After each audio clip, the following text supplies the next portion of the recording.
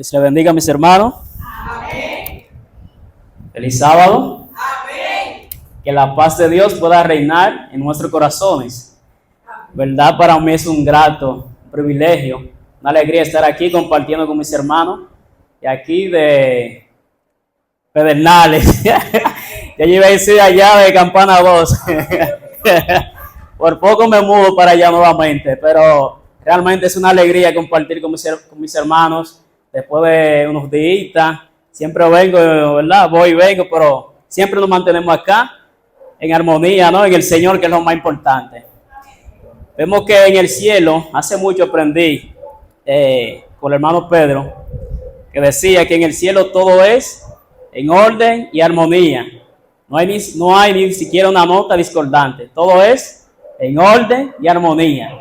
Y vemos que ese pequeño drama que hicieron los chicos acá, muy hermoso, muchas gracias, los niños, ¿verdad? Que vemos que cómo nos habla del tiempo. Y el tema precisamente en esta mañana trata sobre el tiempo de Dios, que el tiempo de Dios es perfecto. No llega ni atrás, ni muy adelante, sino justo a tiempo. Vemos que uno de los chicos que llegó, ¿verdad? De la chica a las 7, demasiado temprano, apurado, ¿verdad? Y se fue. Otro llegó a las 9, ya muy tarde. Y otro llegó justo a tiempo. Y vemos qué alegría es cuando uno llega, ¿verdad? A tiempo, ya sea a su trabajo, a la iglesia, que llega cantando los coritos, ¿verdad? Se siente bien. Y de eso que se trata más o menos en esta mañana, la palabra del Señor. Una vez más, inclinemos nuestro rostro para hablar con nuestro Dios. Bondadoso Padre que estás en el cielo, a ti sea la honra, la gloria y la alabanza, Señor, por los siglos de los siglos. Gracias, Padre, por el privilegio que nos has dado de estar aquí en tu santo templo para hablar de tu palabra. Te pido, Señor, que seas tú que esté hablando a través de mí, que me puedas esconder, Padre, bajo tu manto, y que seas tú que brille en este momento. Dirija nuestra vida y permita que tu Santo Espíritu nos abra el entendimiento para entender tu palabra y ponerla en práctica en nuestra vida. En el nombre de Jesús. Amén. Bien. La palabra de Dios tiene mucha historia de personas que como Dios llegó justo a tiempo, ¿verdad? Y algunas personas que quisieron ayudar a Dios, como adelantar las cosas. Y cuando a veces queremos ayudar a Dios, todo va mal, ¿no? Todo va mal, fatal. Por eso que debemos dejar las cosas para que sea Dios que resuelva por nosotros y no nosotros por nuestra propia cuenta. Tenemos dos historias. Hay mucha historia en la Biblia, pero hay dos específicamente que tienen una enseñanza muy importante que me gustaría resaltar en esta mañana, que es la historia de José y Mardoqueo. José y Mardoqueo. Vamos en el libro de Estel. Acompáñenme al libro de Estel. Estel capítulo 2, verso 19 hasta el 22. Estel capítulo 19 hasta el verso 22. Persona que lo tenga, que lo pueda leer, por favor.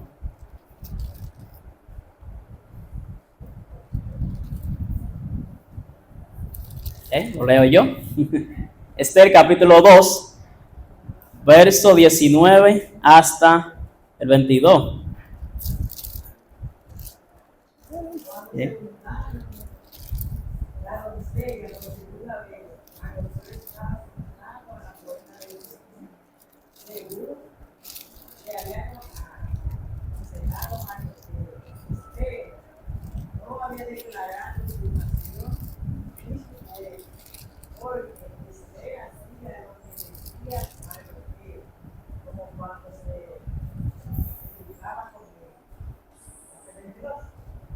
¿Hasta dónde llegó mi hermana? Ok, excelente, muchas gracias, continúo. Y dice el 21, en aquellos días, estando Mardoqueo sentado a la puerta del rey, se enojaron Bigdan y Teres, 2 eunucos del rey, de la guardia de la puerta, y procuraban poner mano en el rey Asuero, o sea, procuraban matarlo. Cuando Mardoqueo entendió esto, lo denunció a la reina Estel, y Estel lo dijo al rey en nombre de Mardoqueo. Se hizo investigación del asunto y fue hallado cierto. Por tanto, los 12 eunucos fueron colgados en una horca y fue escrito el caso en el libro de las crónicas del rey. Amén. Vemos que en ese primer pasaje que Mardoqueo le hizo un favor al rey, prácticamente salvándole la vida. Que si no fuera así, ya el rey hubiera muerto antes de tiempo. Y vemos que después de hacer eso, dice que se fue escrito en el libro de las crónicas del rey, y el rey se olvidó de eso. O sea, que pasaron los tiempos, se olvidaron de ese bien que hizo Mardoqueo. Pero más adelante, seguimos leyendo, vemos que es lo que nos sigue diciendo. En el capítulo 5, verso 9, dice: y salió Amán aquel día contento y alegre de corazón, pero cuando vio a Mardoqueo a la puerta del palacio del rey, que no se levantaba ni se movía de su lugar, se llenó de ira contra Mardoqueo.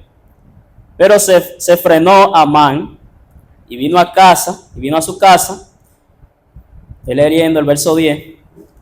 Y vino a su casa y mandó llamar a sus amigos, a Zeres y su mujer, y les refirió a Amán la gloria de sus riquezas, y la multitud de sus hijos, y todas las cosas con que el rey le había engrandecido, y con que le había honrado sobre los príncipes y siervos del rey. Y añadió Amán: también la reina Estel a ninguno hizo venir con el rey al banquete que ella dispuso, sino a mí. Y también para mañana estoy convidado por ella con el rey. Pero todo esto de nada me sirve cada vez que veo al judío Mardoqueo sentado a la puerta del rey. Y le dijo Zeres, su mujer, y todos sus amigos: hagan una horca de 50 codos de altura, y mañana di al rey que cuelgue a Mardoqueo en ella, y entra alegre con el rey al banquete. Y agradó esto a los ojos de Amán, e hizo preparar la horca. Estamos viendo que todavía no hemos llegado donde tenemos que llegar exactamente. ¿Cuál es el objetivo? Pero vemos que el enemigo siempre está tramando un plan en contra de nosotros. Mientras estamos durmiendo, tratamos ya sea en el trabajo, en cualquier lugar, el enemigo no duerme. Dice que anda como león rugiente buscando a quien devorar. Y vemos cómo está tramando un plan para asesinar a Mardoqueo. Cómo Amán trata de eliminar a Mardoqueo, pero Dios tiene un plan. Sabemos que en el verso 2 habíamos leído que Mardoqueo hizo un bien, pero que no se le fue recompensado. Y en esos versos que siguen ahora en adelante, vamos a ver qué fue lo que pasó con el rey. Dice: aquella misma noche se le fue el sueño al rey, y dijo que le trajesen el libro de las memorias y crónicas, y que las leyeran en su presencia. En el capítulo 6, verso 1 en adelante.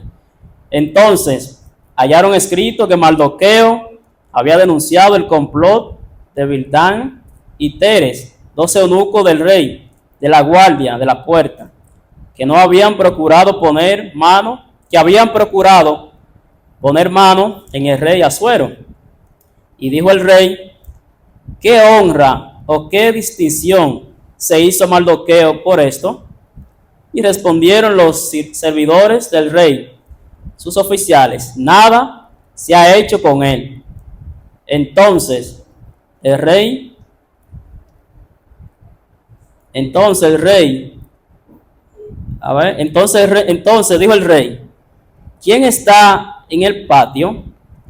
Amán había venido al patio exterior de la casa real para hablarle al rey, para que hiciese colgar a Mardoqueo en la horca que él le tenía preparada. Y los servidores del rey le respondieron, he aquí Amán está en el patio. Y el rey dijo, que entre. Entró pues Amán y el rey le dijo, ¿qué se le hará? ¿Qué se hará al hombre cuyo honra desea el rey? ¿Qué se hará al hombre cuya honra desea el rey? Cuya honra desea el rey. Y dijo Amán en su corazón, ¿a quién deseará el rey honrar más que a mí? Y respondió Amán al rey, para el varón cuya honra desea el rey, traiga el vestido real de que el rey se viste, y el caballo en que el rey cabalga, y la corona real que está puesta en su cabeza, y den el vestido y el caballo en mano de alguno de los príncipes más nobles del rey, y vistan a aquel varón cuya honra desea el rey, y llévenlo en el caballo por la plaza de la ciudad, y pregonen delante de él, así se hará al varón cuya honra desea el rey.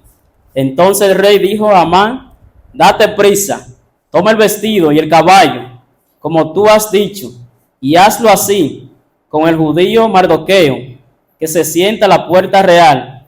No omites nada de lo que has dicho. Y Amán tomó el vestido y el caballo y siguió a Mardoqueo y vistió a Mardoqueo y lo condujo a caballo por la plaza de la ciudad e hizo pregonar delante de él, así se hará al varón cuya honra desea el rey. Sabemos cómo, ¿verdad? Cómo los planes de Dios son extraordinarios. Si nosotros nos podemos analizar a pensar, si a Mardoqueo en ese mismo día que él había hecho ese bien al rey, si le había dado un premio ya, y se hubiera quedado ahí, ok, que digamos, se le había dado 30 caballos, que digamos, por salvar la vida del rey o algo por el estilo, y eso hubiera pasado, entonces ahora en este momento, cuando fue Amán a pedir su cabeza, ¿verdad? ¿Qué hubiera pasado con Mardoqueo? Probablemente ese plan de Amán hubiera sido ejecutado. Pero vemos que Dios en su infinita misericordia, en su sapiencia, como diríamos, que sabe más allá de nuestras narices, muchas veces decimos, cómo Dios guardó esa acción para un momento especial, para reservar incluso la misma vida de Mardoqueo. Que vemos que cuando va el Amán donde el rey a pedir su cabeza, precisamente Dios estaba obrando en el corazón del rey Asuero, que no lo inquietaba, no permitía que él dormía. Y entonces vemos que, diríamos si fuera en estos tiempos, mandaría el rey a buscar una tablet, léame algo en esa tablet o ponme una película o algo, para que el sueño, ¿verdad?, le vuelva de nuevo. Pero vemos que esos pergaminos, esos libros que tenía ahí eran algo exquisito, ¿verdad?, para el rey en esos tiempos. Y mandó a leer eso. Y cuando él dice que qué recompensa se le dio a Mardoqueo por esa acción, que contestan que ninguno, entonces ahí manda y encuentran a Amán que viene allá afuera, ¿no?, a pedir la cabeza de Mardoqueo. Y vemos que Mardoqueo Amán diría, bueno, pero no hay otro aquí que no sea yo. Ese soy yo, el rey está hablando de mí. ¿Verdad? Eso es para mí. ¿Quién más? El rey no tiene otra persona tan distinguida aquí en ese reino, ¿verdad?, para honrarle.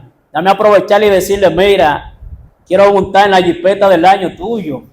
La ropa, tu corona, pónmelo. O sea, esa vanagloria que tenía Amán, ¿verdad?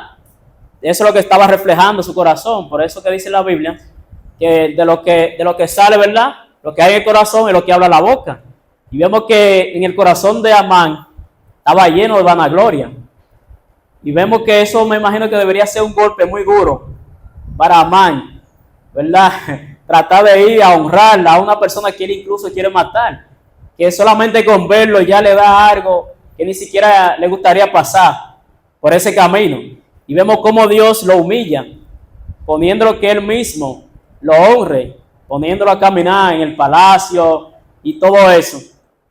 Y vemos que como más adelante también Dios, mediante Estel, que los versos 4:19, que menciona de que Estel, para esa hora, Dios lo había llamado, ¿verdad? Y por eso que a Mardoqueo le había dicho que si piensa que va a escapar de eso, que no va a escapar de eso, que liberación, ¿verdad? Va a venir de otro lugar, pero tú y tu casa van a aparecer. Y vemos que tanto Estel como nosotros tenemos un llamado, y es ir, ¿verdad?, a predicar la palabra de Dios. Por eso siempre se dice que la obra de Dios va a continuar, sea conmigo o sin mí. Y que sea la voluntad de Dios, ¿verdad?, que podamos, tanto yo como cada uno de nosotros, ponernos a la disposición de Dios para que se pueda cumplir esa misión de predicar su palabra, para que Él pueda venir lo más pronto posible y podamos ir a reinar con Él en el cielo. Sabemos que la historia de Mardoqueo terminó en victoria, como ya los judíos, después que el rey puso un decreto que mataran a todos los judíos, dice que era ley de Medio Persia, no podía ser quebrantado, borrado, eliminado, tuvo que hacer otro edicto, de tal manera que dice que esas personas cuando veían los judíos, incluso viéndolo, tenían temor de ellos mismos, porque Dios le había puesto así, y pudieron vencer en el nombre del Señor, porque hubo una gran matanza en aquel entonces. Dios estuvo de parte de los judíos, lo libró de esa masacre que Naamán, al ser ahorcado y todo, pero la ley seguía, Dios le libró de esa muerte, tanto a los judíos como a Mardoqueo en esa noche, porque Dios siempre llega a tiempo, nunca llega ni faltando un poquito, ni después, ni antes, siempre llega justo a tiempo. Y si no hubiera llegado esa noche a la mente del rey para que leyera esos pergaminos donde se encontraba la historia de Mardoqueo, imagino que pudo haber visto mucha historia, ¿verdad?, que leerle al rey, pero Dios puso tanto en el corazón del rey como de aquella persona que le fue a leer la historia, que leyera lo que Mardoqueo había hecho. Y Dios pudo exaltarse, glorificarse, ¿verdad?, de tal manera que Mardoqueo salió victorioso y no murió aquella noche. La otra historia que tenemos, muy interesante y me gusta muchísimo, que es la de José. Vamos al libro de Génesis a ver qué nos dice la palabra de Dios de José. Me dice que Dios siempre llega a tiempo, ni más ni menos, ni después ni antes, siempre llega a tiempo. En el libro de Génesis, en el capítulo 37, ahí nos da incluso la edad que tenía José. Capítulo 37, verso 2. Génesis, capítulo 37, verso 2, nos dice: esta es la historia de la familia de Jacob. José, siendo de edad de 17 años, apacentaba las ovejas con sus hermanos, y el joven estaba con los hijos de Bilha y con los hijos de Silpa, mujeres de su padre, e informaba a José a su padre la mala fama de ellos. El verso 36 nos dice: y los madianitas, ya eso es hablando de qué hicieron los hermanos, que diríamos que José estaba como tipo los chivatos así, le decía todo lo que sucedía, todo lo que hacían esos hermanos de él, se lo informaba a su padre, de tal manera que eso incluso puso que lo pudieran aborrecer, odiar mucho más, y más aún cuando le contó los 2 sueños que estuvo, ¿verdad?, donde mencionaba que uno de los sueños, donde había una espiga, que el manojo de él estaba de pie, mientras los otros 11 se inclinaban ante el de él, y otro sueño que el sol, la luna, la estrella se inclinaban ante él. Todo eso puso que tanto los hermanos lo odiaran mucho más, y su padre incluso dice que lo reprendió por eso y le llamó la atención, pero dice la palabra de Dios que él meditaba, Jacob meditaba en esos sueños. Como, ¿qué quería decir eso? Algo quiere decir Dios, porque la misma palabra de Dios, cuando vemos que lo repite varias veces, ¿verdad?, tiene una connotación muy significativa. Algo grande Dios va a hacer.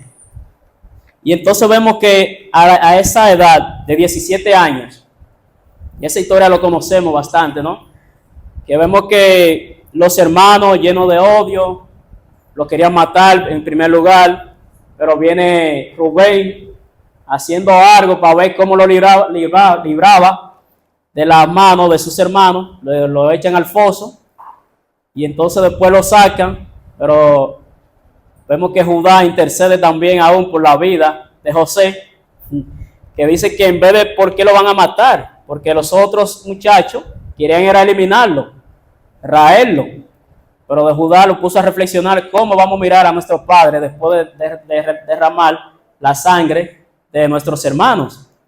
Incluso dice que mejor vamos a venderlo, y llegaron y lo vendieron. Eso es lo que menciona el verso acá, que le estaba leyendo, que le iba a leer, el verso 36. Y los madianitas lo vendieron en Egipto a Potifar, oficial de Faraón, capitán de la guardia. Ya que José fue vendido a Egipto. Una vez que José fue vendido a Egipto, ahí empieza su prueba, su lucha, fuera de su comodidad de su hogar.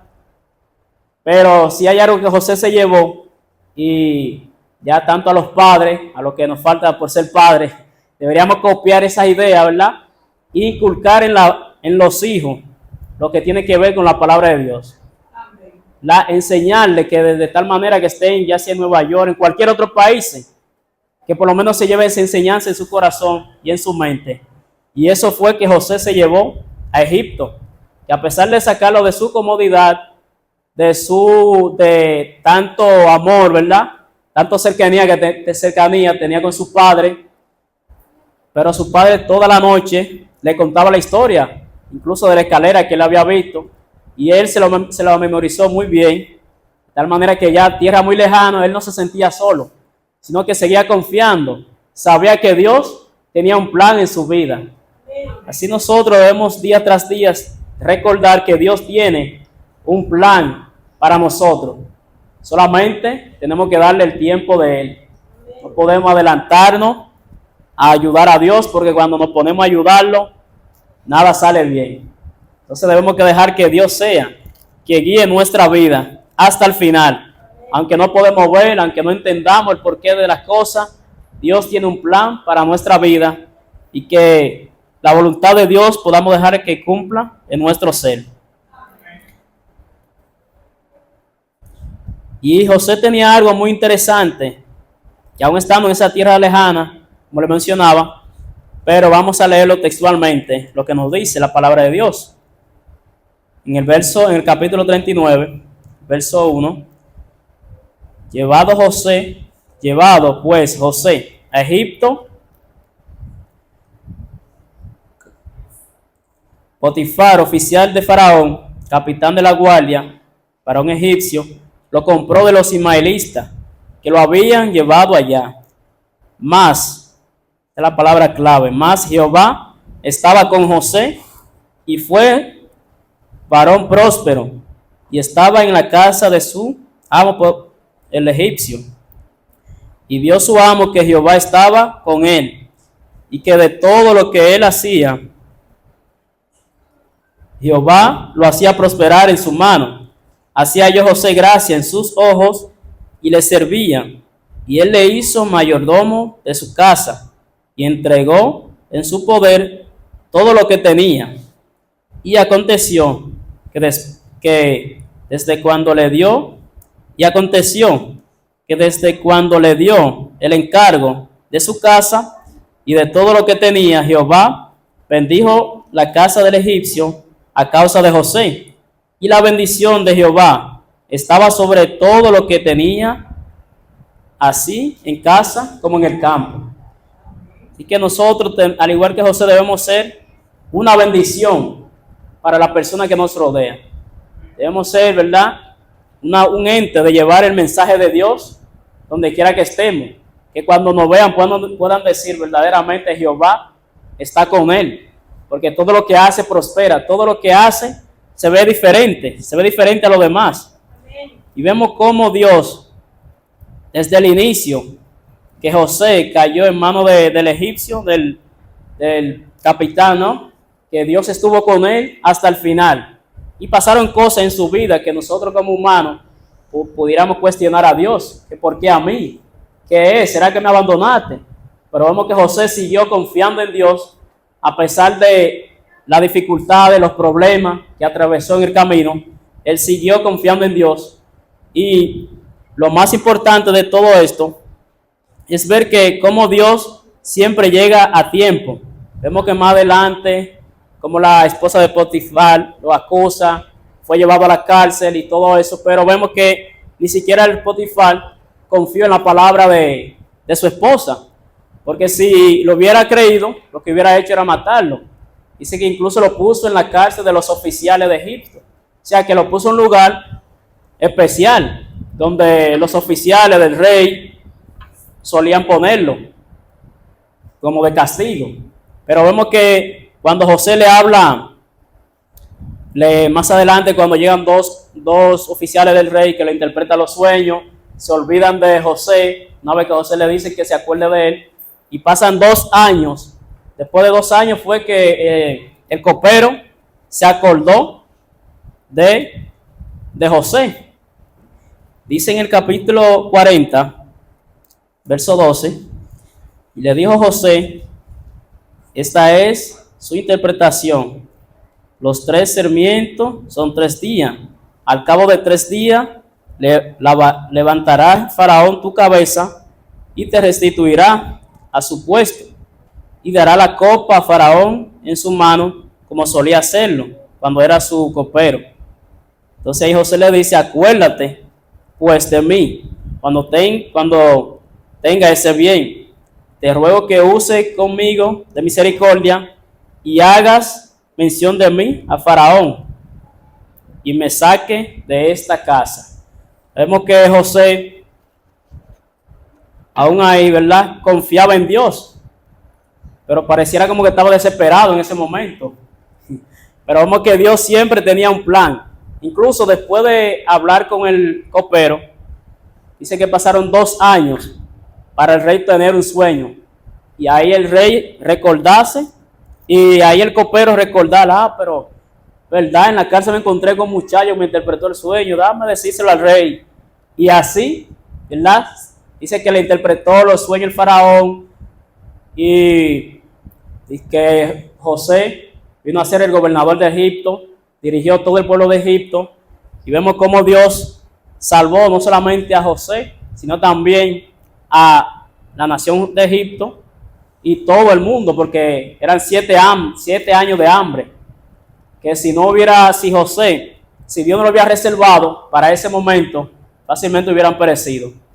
Pero si nos pusiéramos a analizar y decir, ¿qué hubiera pasado con José si hubiera salido en ese mismo momento que el copero llegaba a donde Faraón y le había dicho, Faraón, miren, en la casa me encontré con un muchacho, está deseando que lo saque de ahí?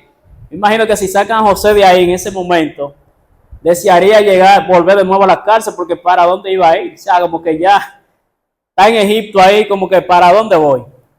Pero vemos que Dios tenía un propósito, un plan específico con José, de tal manera que lo dejó ahí guardadito para esa ocasión, de la prisión a ser gobernador del palacio. Y que, mis hermanos, la exhortación tanto para mí como para cada uno de nosotros en esta mañana es que dejemos que Dios cumpla su propósito en nuestra vida. Porque no podemos ayudar a Dios. Dios sabe cuál es el momento específico, cuándo debe mover ficha, cuándo debe hacer algo, cuándo no debe hacerlo. Lo que nos cuesta a nosotros es confiar y seguir hacia adelante. Como el mismo Jesús dijo, en el mundo tendremos aflicción, pero confiad que yo he vencido al mundo. Jesús no dijo que iba a ser fácil, pero sí va a estar con nosotros en medio de la prueba, al igual como lo estuvo con los jóvenes hebreos. En medio del fuego estuvo con ellos, así va a estar con nosotros en los medios de la dificultad, de las pruebas, las penurias que estemos pasando. Que podamos confiar en Dios y más aún confiar en su palabra, como Él dijo, que Él viene muy pronto a buscarse a sí mismo. Que podamos reflejar ese carácter de Cristo Jesús día tras día, de tal manera cuando Él venga nos pueda encontrarnos haciendo así, según su voluntad. Que Papá Dios le bendiga. Vamos a estar en pie para así orar y finalizar.